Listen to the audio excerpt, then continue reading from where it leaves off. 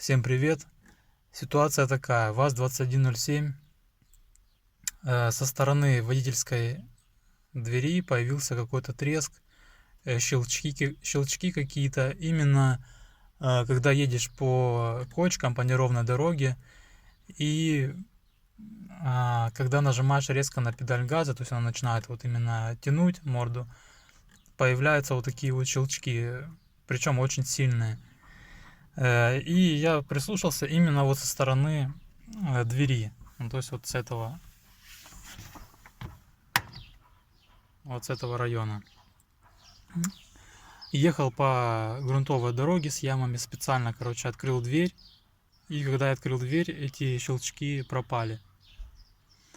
А стучало она вот именно прям серьезно. Я начал думать, что где-то именно по металлу даже трещина какая-то, может, пошла, порвала где-то металл.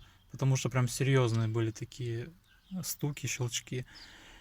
Полазил по форумам, и там кто-то написал, то что просто смажьте петли. Вот эти. Я взял ВДшку, напшикал, проехался, все, они исчезли. И ну, в общем, я не знаю, что это было, но треск был прям серьезный. Я думал, что реально где-то металл аж порвало. Прям тух. И когда дверь открываешь, они пропадали, эти щелчки. Все, смазал петли, все, этот треск ушел.